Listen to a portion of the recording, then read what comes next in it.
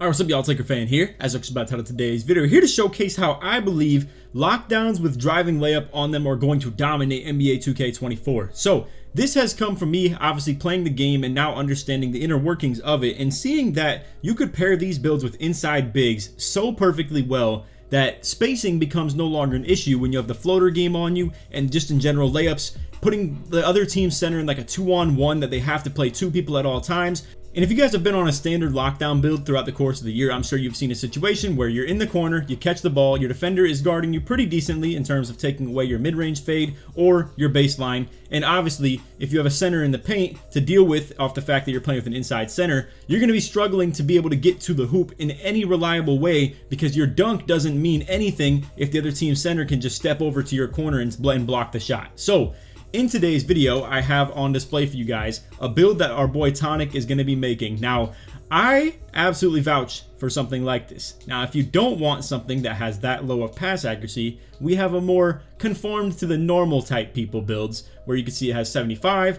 We're going a little bit less driving, dunk, and stuff like that. And it's going to be still all the same stuff as far as all the other important pieces of it. But this build is the one I want to showcase for the most part. So I already showcased in yesterday's video what you can get with 80 driving layup. And as far as what just this rating alone gets you, you can see you get Hall of Fame Pro Touch, Silver Fearless Finisher. We have the strength up obviously as well, so you get Fearless just by default with this. And I gotta say, pairing that with the Jimmy Butler driving layup package, if you guys want to check that out, I showed a kind of breakdown on it in yesterday's video. We'll show it at the end of this video as far as just the animation you're gonna get with it. But as you can see, it is mid on the dunk, 100%. It's got 55 dunk, 45 standing dunk. This is Ginobili dunk package paired with still having 2 standing dunk packages as well. Is it going to be great with the dunks? No. Is it enough to get like the execution done on a back door if it's designed? In my opinion, yes. Now, the backdoor part of it is not what we're really focused about. This build is going to be able to create just in general on its own off just a catch in the corner and do something with it. The 40 ball handle, 40 speed with ball. People that are, you know, big critics of a build like this off like, you're like, well, what does it even get that's so special? You have low driving dunk, you have low ball handle, etc., etc. They don't know the power of 40 ball handle, 40 speed with ball. The normal dribble style and normal dribbling sigs that you're going to get between the signature size up, the escape move, stuff like that. All of that stuff with the normal moves will give you really good things to access being able to actually dribble out that corner. And you might think, well, why would I dribble? I got 40 ball handle. You still have the silver unpluckable. The point of you being able to create out the corner is if a weak defender is on you, you want to make it a little bit of an easier life for your point guard who likely has a ridiculous pure lockdown like this build on it. And you want to make it easier for him to not have to deal with that crazy glove spam, all the crazy good bumps that the other person's getting with their immovable enforcer and clamps, etc., etc.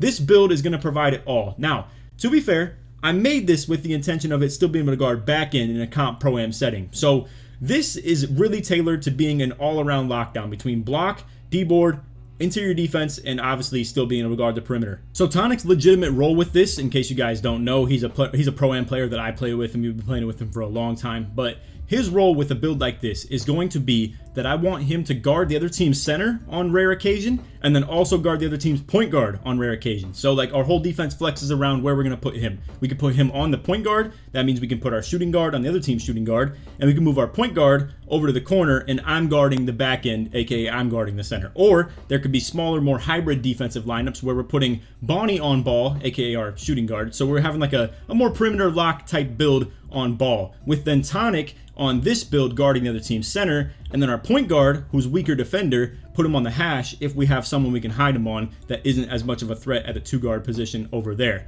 So then, obviously that puts me in the corner as the center. I can rotate and all that stuff, and this build will be able to play whatever we need it to. Switch on the ball and rotate someone else out over to like a corner or like rotate them to the hash. Have this build be the rotator, or just in general, stay on the center. You can lane stuff with 91 steal, obviously with the gold interceptor, gold right stick ripper, and glove and all that. Obviously, like I said, it can play good on-ball D with the 94 prim. We got the 84 strength for the gold box out beast, because obviously it's not going to be an elite defensive rebounder, but we still want it to be able to seal box outs on centers so that me as the center can swing over from the corner and then he has a good box out seal on their team center because obviously he's trying to pick and roll and get down to the basket. So Silver anchor, pairing that in all together, and obviously the gold chase down leads to you being a pretty competent defender in that aspect, if you ask me. And again, it's meant to be a completely versatile lock while still being a lethal offensive option. And as you can see, 82 3-pointer is going to give you that gold claymore. Also, 2K Labs, we'll go ahead and plug them after I explain this, but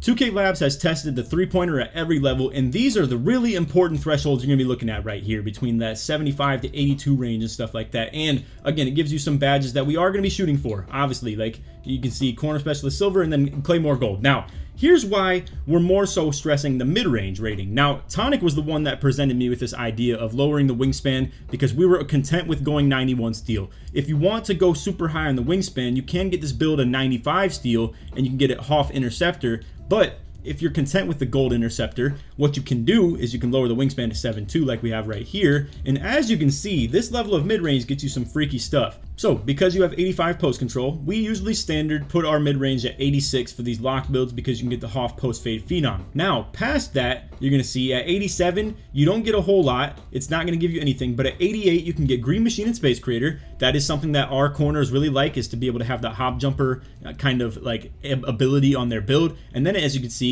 at 89, you get blinders. Now at 90, you're getting Deadeye and open looks at gold and Hall of Fame. So count all those up. I mean, you're looking at, open looks on gold, and it's actually going to go to Hall of Fame eventually. You got Green Machine, Space Creator, blinders, and Deadeye, and then open looks on Hall of Fame as well, which in my opinion, it's not very easy to shoot in the corners this year. I've seen many different people be pretty mid when it comes to the shooting corner threes, and the more three-pointer you can get to these types of builds, and the more shooting badge, like kind of threshold you can shoot for, the better, in my opinion. And for most of you guys out there, if you play with an outside center in your type of squad or whatever, you're not going to feel the need or necessity to run something like this quite as much. But for me, who runs an inside center, and I want to get my guys on something that really is a good marriage as far as playing with that type of a build, this is exactly what you're looking for. He can create in the mid-range. You're going to be able to crash down on the offensive rebounds really easy, because if your teammates can operate in areas that aren't just the paint, it's extremely important. And again, this build has the ability to dribble, believe it or not, with the 40 and 40. And yes, you may question the pass accuracy. We'll come back to that in a second. But again, it can go with the post-ups. It's got great mid-range, so you pair that in with the ball handling and speed with ball. You'll be able to get to your spots really well with some dribbling. And again, if they're cutting you off because you have absolutely gone to catch, run, mid-range fade to the middle over and over again, and you're killing him with that with your mid-range game, then he's going to open up that baseline to you. And now with the floaters and stuff like that we have with the Jimmy Butler floater package, and just in general, it's a good driving layup package as well, you're then looking at Silver Fearless, Hoff Pro Touch, Gold Float Game. All that stuff combined, it's an absolutely lethal offensive build that still provides everything you want as a pure lockdown. It's got even silver post move lockdown as well. We got the silver anchor, Hoff workhorse, all the stuff that you could need as far as perimeter defensive badges and into the interior as well, and still a very solid defensive rebounder on top of that. Now, let's come to the glaring weaknesses of the build. We've already talked about driving dunk, and then we have obviously the pass accuracy as well. Question this real quick. When I compare this to this build right here, where we have the exact option that has the 75 pass ac, now, if you take a look at this stuff and you value the interior defense versus the vertical as well, with the 5 more vert, the gold chase down and stuff like that, it's up to you to ask, are those 15 ratings of pass accuracy worth that direct investment over to the other side of it? And as you can see, we also, for that matter, have way more investment in the mid-range and way more investment in the three-pointer. Not a crazy amount, but obviously, it's for that gold claymore. We also have a lot of badges that are a lot better. Like, as you guys could see, just off the top of my head, the difference between 86 and 90, we got blinders up a level, we got Deadeye up a level, Green Machine, Space Creator, and we also still get open looks up a level as well, with just that 4 mid-range rating. So, ask yourself if that 15 pass accuracy is worth that investment. Period. If you're a lockdown in the corner. I understand if you're going to be trying to operate out the corner, it's going to be a lot more important for you to still be able to pass. But since your kind of bag is so deep as far as the scoring goes, do you need this quite as much? Are you going to be able to get a ridiculous amount of defensive rebounds that lead to you needing to throw outlets or anything like that? Can you not just dump it down to someone a little bit closer to you, or a secondary break somewhere that's a little bit more into open space? Me personally, my opinion is, you're not going to touch the ball a crazy amount when it comes to playing with a build like this. And if you do, I understand you're going to be a little bit of a black hole where it's just going to get sucked up into, a void where it's never going to return to anybody else's hands. But is 60 pass ac really that bad? I've seen it firsthand. Bro, we even have people like Chalk, which I'm not advocating for the way that Chalk plays as a point guard. That is a crazy kind of preposterous thing to do in my opinion, but he's getting the job done. Honestly, he's playing as a very good player in this game, but he's playing with like a mid-60s pass accuracy on a point guard, which is crazy. I understand, but that goes to show an example of I don't think you should fear it too much as a corner spot up, in my personal opinion, if it's at the expense of all of these things right here, between your mid-range rating going so crazy. We got the interior defense up quite a bit as well, the vertical to 80 as well, and get that gold chase down, and just in general for the sake of rebounding, shot blocking, whatever you want to value. I do value vertical as well. So that's up to you to gauge 100%. And if this build isn't even for you because you don't care about the driving layup aspect of it, then I guess it's not for you. But let me go ahead and show you why I believe this is going to be a game changer out the corner. All right, so as you can see, we're going to showcase all normal SIGs right here. That's all it purely is. And obviously when it comes to our layup, we're going to be using that Jimmy Butler layup package that I wanted to talk about. I understand the dunk package that we had on there. They're not identical. Obviously doesn't matter. We're not going to be doing dunks as our display right here. So anyway, we copied over every important rating to actually trace as far as the build goes. So 74 acceleration, 40 speed with ball, the speed, etc., all that stuff. Obviously, you know, the prim D block, it doesn't exactly matter. We're just here to showcase the driving lay, the speed with ball, the ball handle, all that on display. So we got 40 ball handle and all of those SIGs as well. So let's go ahead and test this and show you guys what the Jimmy Butler is capable of. I actually won't even make any cuts either because I want to show you how consistent the Jimmy Butler is as far as the layup packages you're going to get out of this. Also, if you guys didn't know, I'm pairing up with the NBA 2K Lab this year, so you can use code Laker for 20% off at checkout at their website. That's NBA2KLab.com. On this website is all types of really good statistical jump shot information. You can also test the jumpers on their website too. Plug the controller straight into your phone or to your PC. You can get early, green, late. It'll tell you where you need to adjust on that jump shot. Or if you don't know what jumper you want to run, you just go to their jump shot recommender. You punch in your height, the jump shot rating that you're working with, and then based on the milliseconds of timing that you get, it'll recommend you a jump shot. So again, if you want to use code Laker for 20% off at checkout, that's NBA2KLab.com. Appreciate you guys, and we'll get back to the video. All right, so let's head over to the corner to explain how exactly this moveset is going to work. For the most part, you want to stay very conservative in it. So if you catch the ball, we have two options. You catch, run, midi fade to the middle, or catch, run, and go for that baseline floater. So off the catch, run, midi fade, boom, we're just going straight there, and you're going straight to the midi fade. Obviously, that's an option. If you want to catch, run, midi fade right here, you come to a stop, and boom. Anytime your player comes to a full stop, you're going to be able to run to that offhand really quickly and clean, as you can see. And I know it's looking a little bit butchered right here. You can obviously speed this up a little bit if you want to just go back and forth with it and not actually have to come to a full stop. It's just, that's what gives you the best, you know, movement essentially. And then as far as operating out the corner, obviously if you go with that catch, run, midi fade and nothing's there and you're feeling boxed up, boom, just turn around and you're hitting up the post game from there. Obviously, you have the post fades on deck. You have a lot of things at your arsenal. And obviously, off the catch run, we also have the float game as well. So this, as my best example, is why I want to show you guys what it's going to be capable of as far as playing with an inside center. So again, catch and shoot right here is obviously our main option that we're looking for out the corner. But if he's taking away that middle of the court from you because you've been going to that midi fade a lot, boom, opening up to that corner and go with that floater instantly. That's going to give you a really good access to being able to make it really hard for that other team center to play any contest on you. And as you can see, you can get it from a pretty good range of this Jimmy Butler stuff. That is a really good range that you are not going to be threatened by someone who's sitting paint on you. And honestly, even if you want to put the ball on the floor, you can still move really well off doing the signature size up. So let's say you want to set yourself up to move back to the middle. You just want to go ahead and flick that stick to the left and you're able to move in that direction. So obviously, you know, in reverse here, if you flick it down diagonal to the right, you can open up for that little run to the baseline right there and boom, float game on deck. And again, I understand it's looking a little bit basic to try and like break stuff down like this to you guys, but I just want to show in the hypothetical setting what this Jimmy Butler is going to be able to do for you.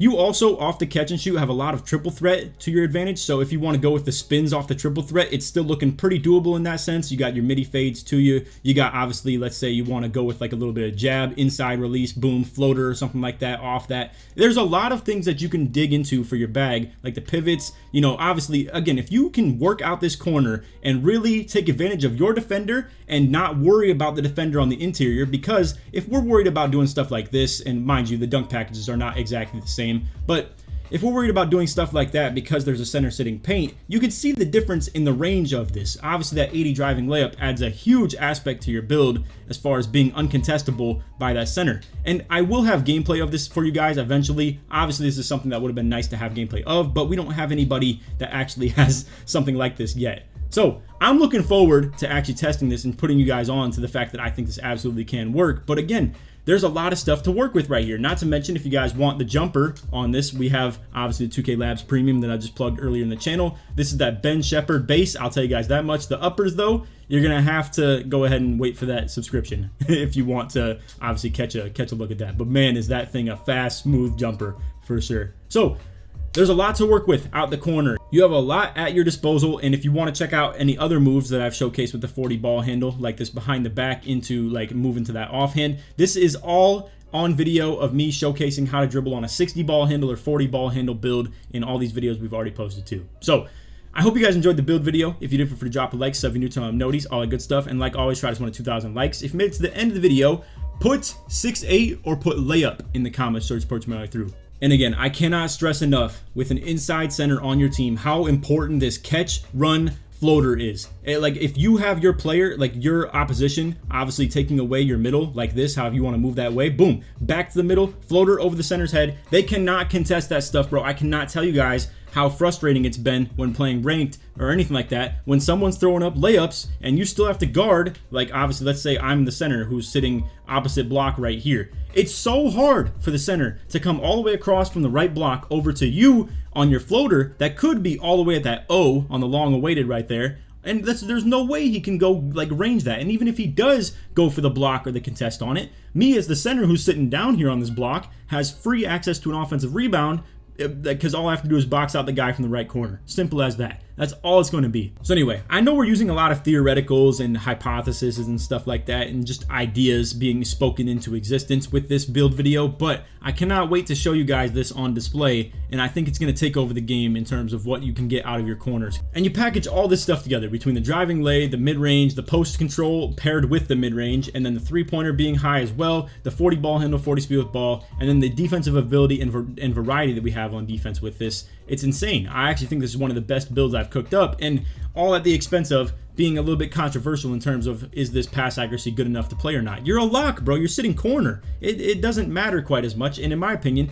you're going to be more so trying to just seal box out to let your center grab the boards. Now, if you're talking park and threes, I still think this build is fire, personally. I think you just have to be a little bit more selective with your passes, but you can still create in an open court. I mean, imagine what I just showed you guys right there with the corner spot up ability, but even still more so having more room rather than always constantly getting pinched from that wing or anything like that. So I really do think this could be a decent park build as well if you want to play as a lockdown. I think it really would be something your point guard would appreciate, in my opinion, because PGs in this game, they're struggling, bro. They're really having a hard time creating the offense for themselves, and obviously you're dealing with people like this 24/7 all over the whole court, right? You got a movable, you got glove, right stick ripper, interceptor with dudes lane steal spamming and like right stick, and we'll talk about that in another video as well. But 94 prim, like going crazy on the perimeter defense. It would be nice to give your teammates something that you can actually get a bucket with, and this will be 100% something you can get a bucket with, in my opinion, no matter who you're playing with. So anyway, that's all for the video. Hope you all enjoyed, and like I said, if you did, feel free to drop a like, sub if you're new to noties, all good stuff, and like always, try to 2,000 likes. Anyway, that's all, and appreciate you guys for watching. Take it easy, man. Peace.